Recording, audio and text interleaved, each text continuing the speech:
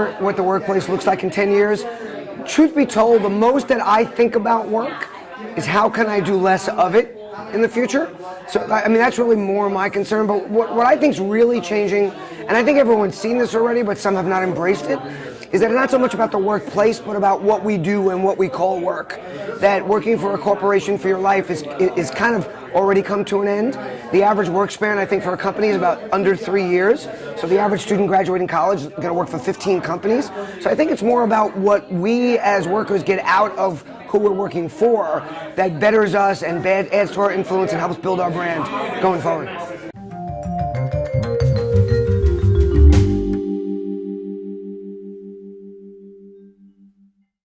You know, I think it's all about people now. I think a big impact on work will be, you know, what happens with urban areas and rural areas. If the tools that we're getting and the interactivity keeps growing so that we can feel like we're with people when we're not with people.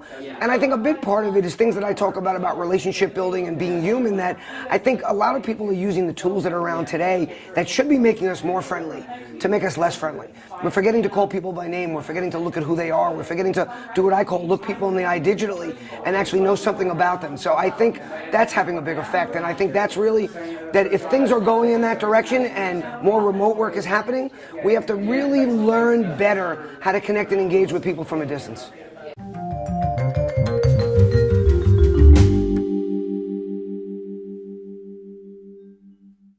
Well, I think it's already happening. I don't think you really have to look 25 years. I mean, there are people that still holding on to. I mean, didn't Marissa Mayer change something at Yahoo when she came in, and that she cut out remote workers and try to bring everybody inside? I get that, but I think that's really about how people engage and interact. But in offices now, I mean, isn't it like kids who are texting each other when they're sitting next to each other or across the room? We're reaching out to people who are right across the office without even getting up and talking to them. So I think, again, it goes to learning how to interact and engage with people, be human, know who they are, learn something about them from a distance. And then maybe getting that human feeling we get from being in an office, which a lot of us crave and thrive on in other parts of our lives.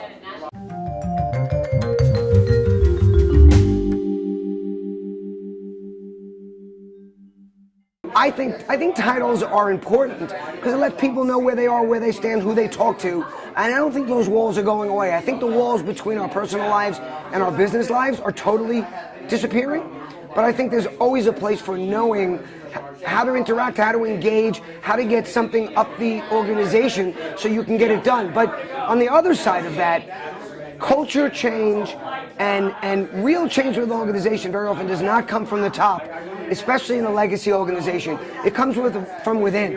And people have to start raising their hand and starting what I call a revolution at work and saying, I want to think again, I want to be creative again, I want to be able to doodle, I want to be able to daydream. I want to actually be able to take time in my office to think, to take that time away from just reacting and executing, to have some time to start thinking about how do I do this better, what do I learn from it, how do I take it to the next stage, how do I evolve it.